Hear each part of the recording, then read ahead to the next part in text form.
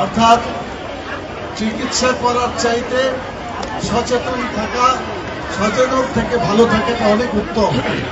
সেজন্য আজকে আপনাদের এখানে চিকিৎসা যারা নিচ্ছেন তারা তো নিচ্ছেন, আপনারা বাড়িতে গিয়ে এলাকায় গিয়ে সবাই প্রচার করবেন এটাই, যে এটার জন্য যে প্রশিক্ষণ আজকে দেওয়া হবে, বিশেষ করে যে অসুখের কথা বলা হচ্ছে, এটার জন্য কি কি প্রিভেনশন নেওয়া উচিত, কি কি সতর্কতামূলক ব্যবস্থা গ্রহণ করলে অসুখটা হয় না, সেটাই আপনার করার চেষ্টা করবেন। সম্মানিত দিদি বোনেরা, আমি আরেকটি কথা বলতে চাই। একটু আগেই আমাদের মহিলা বিভাগের সেক্রেটারি সিদ্দিকা খুব সুন্দর কথা বলেছেন। ওই কথাগুলো আমাদেরই কথা, আমি এটাকে রিপিট করতে চাই না সময়ের কারণে।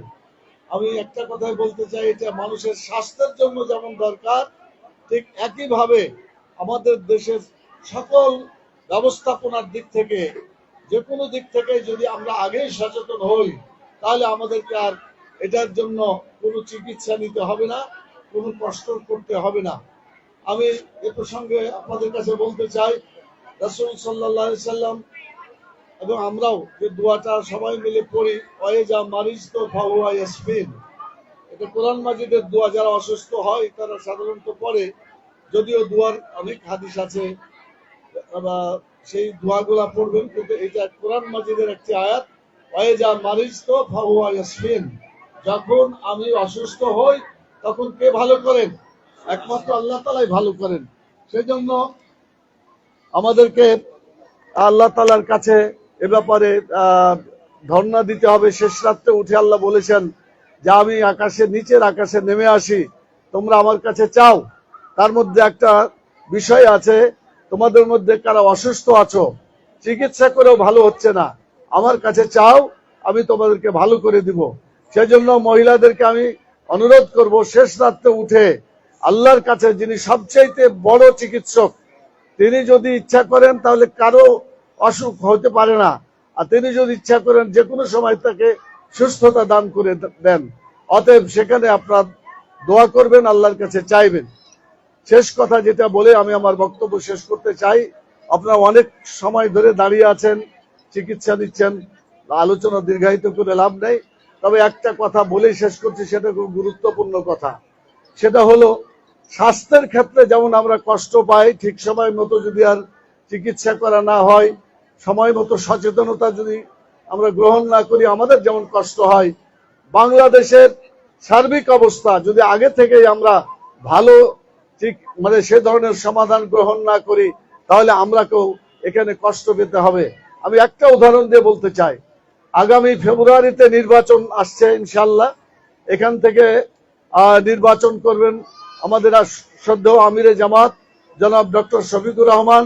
তিনি বিদেশে একটু জরুরি সফরে আছেন, আপনাদেরকে উনি সালাম জানিয়েছেন। সালামের জবাবটা অনেকেই জানেন না, আমি বলে দিই। যদি কেউ আগে সালাম দেন বাইরে থেকে, তাহলে তার জবাব হবে ওয়ালাইকা ওয়ালাইহিস সালাম। বলতে পারবেন? ওয়ালাইকা ওয়ালাইহিস সালাম, মানে তোমার উপরে সালাম, যে সালাম পাঠিয়েছে তার উপরে সালাম। তো উনি এখান থেকে আগামী দিনে ইনশাআল্লাহ এদেশে কোরআনের শাসন প্রতিষ্ঠার জন্য আপনাদের এই আসন থেকে তিনি প্রতিযোগিতা করছেন। আল্লাহ তাআলা যদি কবুল করেন আর আপনারা যদি সহযোগিতা করেন, ইনশাআল্লাহ তিনি এদেশকে একটা সুন্দর রাষ্ট্র এবং বাংলাদেশকে একটা উন্নয়নশীল মানবতা একটা রাষ্ট্র তিনি এখানে প্রতিষ্ঠা করার সক্ষম হবেন ইনশাআল্লাহ।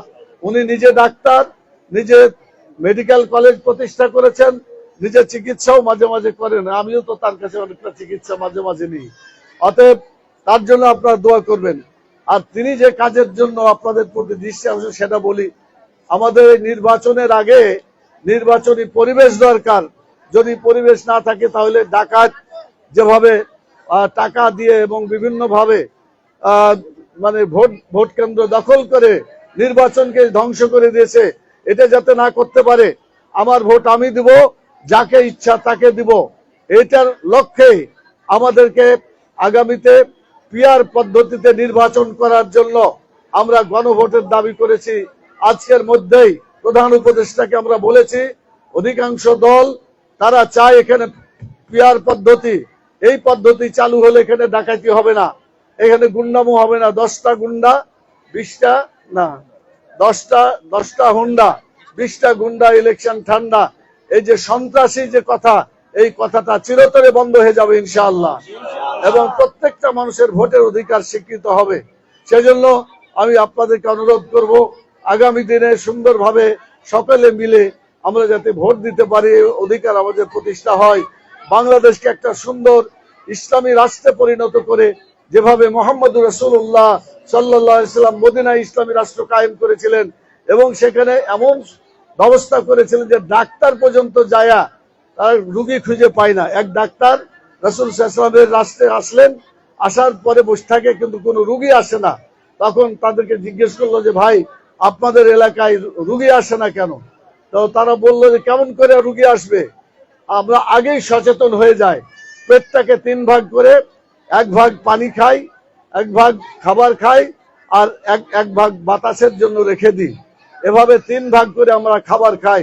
তো বললো এই কারণে এখানে কোনো রুগী পাওয়া যাচ্ছে না, অতএব রোগমুক্ত একটা বাংলা এলাকায় এসে আমার এই মেডিকেলের পেশা এটা চলবে না। উনি তখন ফিরে চলে গেলেন।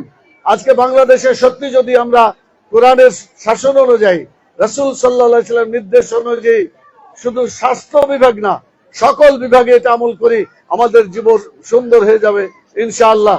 তা আপনাদের কাছে এ ব্যাপারে সে দৃষ্টি আকর্ষণ করে, আমাদের এখানে চিকিৎসক ভাইরা এসেছেন, যারা এখানে চিকিৎসা করছেন তাদেরকে ধন্যবাদ জানাই।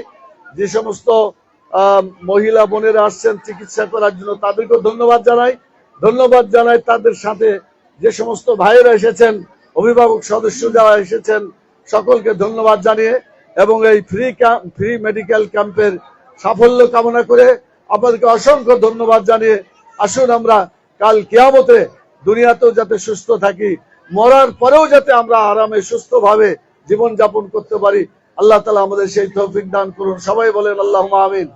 এই বৈঠক কথা শেষ করার আগে কাফারাতুল মজলিসটা আমার সাথে পড়েন সবাই। সুবহানাকা পড়েন, সুবহানাকা আল্লাহুম্মা ওয়া বিহামদিকা আশহাদু আল্লা ইলাহা ইল্লা আনতা আস্তাগফিরুকা ওয়া আতুবু ইলাইকা। আসসালামু আলাইকুম ওয়া রাহমাতুল্লাহি ওয়া বারাকাতুহু।